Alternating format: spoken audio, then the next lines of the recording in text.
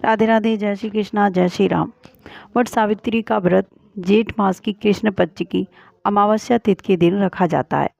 मानता है कि इस दिन सावित्री ने अपने पति सत्यवान के प्राण यमराज से बचाए थे, इसलिए इस व्रत का महत्व अधिक है। सुहागिन महिलाएं अपने सौभाग्य की वृद्धि के लिए इस व्रत को करती हैं। वट सावित्री व्रत के दिन विधि विधान से पूजा करने के साथ ही महिलाओं को कुछ बातों का खास ख्याल रखना चाहिए। आइए अब जानते हैं कि वट सावित्री व्रत के दिन महिलाओं को क्या करना चाहिए और क्या नहीं करना चाहिए। वट सावित्री व्रत के दिन महिलाओं को भूलकर भी नीले, काले और सफ़ेद रंग के कपड़े नहीं पहनने चाहिए। पूजा में इन रंगों का इस्तेमाल करना अशुभ माना जाता है। अपने जीवन साथी के साथ इस दिन बहस या उनकी किसी से बुराई भी नहीं करनी चाहिए। वट वृक्ष की पूजा के लिए जब जाएं तो महिलाएं पूरा 16 श्रृंगार करके ही जाएं, लेकिन इस बात का ख्याल रखें कि आप अपने बाल इस दिन न कटवाएं। जब वट सावित्री व्रत की कथा चल रही हो तो इसे बीच में छोड़कर न उठें। कथा पूरी होने के बाद ही अपने स्थान से उठें, वरना आपको व्रत का पूरा फल नहीं मिल पाएगा। साथ ही परिक्रमा करते हुए इस बात का ख्याल रखें कि आपके चरण किसी को स्पर्श न करें। वट वृक्ष की पूजा के बाद कच्चे सूत के धागे लेकर वृक्ष की 5, 7, 11, 21, 51 या 108 बार परिक्रमा जरूर करें, इससे कम न करें। आप चाहें तो कच्चे सूत की जगह कलावे का इस्तेमाल भी कर सकती हैं। महिलाएं जब व्रत का पारण करें तो चने खाकर ही करें। इसके लिए आपको चने पानी में भिगोकर पहले ही रख दें। आप जो भी सुहाग की सामग्री का पूजा के दौरान अर्पित करें, उसे अपनी सास, ननद या सुहागन स्त्री को ही दें। साथियों, वट सावित्री व्रत के दिन तामसिक चीज़ों का सेवन करने से बचे रहें।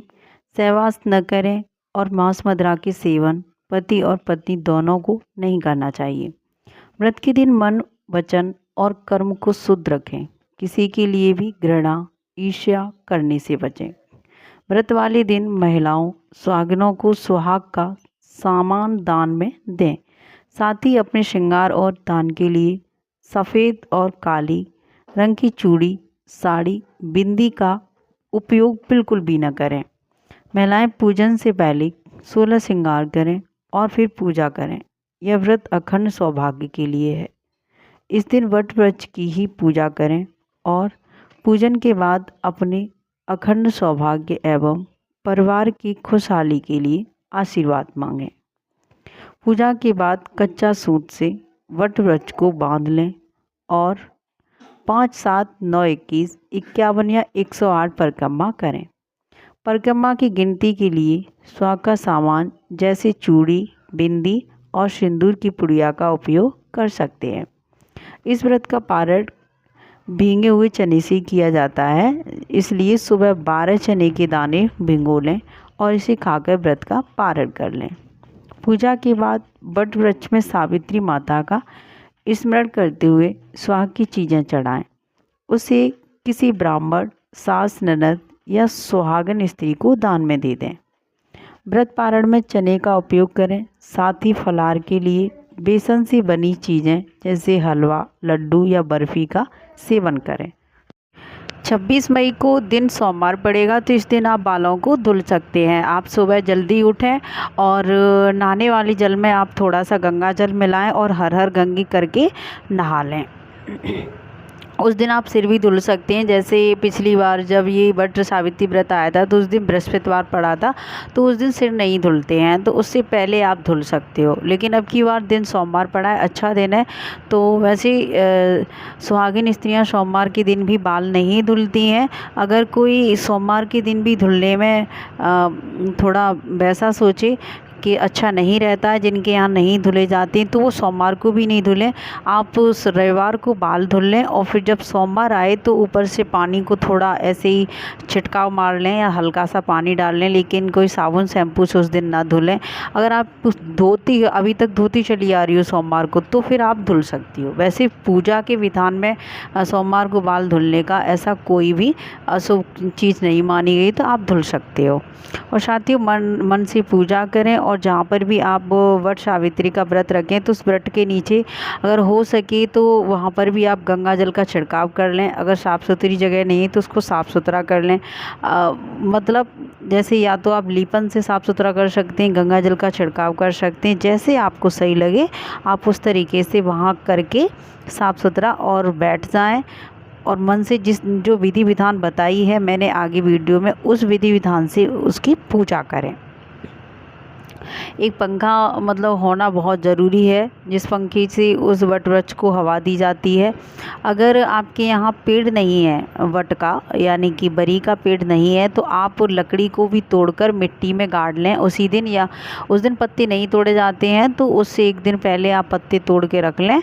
उस दिन पत्ते नहीं तोड़े जाते हैं। और जो पेड़ की गुंदी होती है वो भी उस दिन लकड़ी नहीं तोड़ी जाती है। अगर आपके यहाँ वृक्ष नहीं है तो आप वट के वृक्ष की लकड़ी तोड़कर एक दिन पहले रख लें। और पत्ते भी जो उसके लिए जाते हैं तो पत्ते भी 5 या 7 लें, जिन पर आप मतलब जो देवता होते हैं उन भगवान जी को वो बनाया जाता है उन पत्तों पर, तो आप एक दिन पहले उनको तोड़ के रख लें।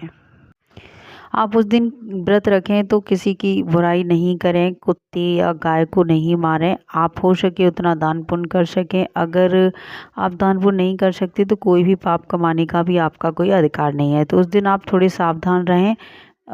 किसी की भी बुराई मत करिएगा। वैसे हो सके तो अपने जीवन साथी की तो बिल्कुल नहीं करें, क्योंकि उन्हीं के लिए फास्ट रखा जाता है। तो आप शांत रहें, मौन रहें और भगवान विष्णु का ध्यान करते रहें।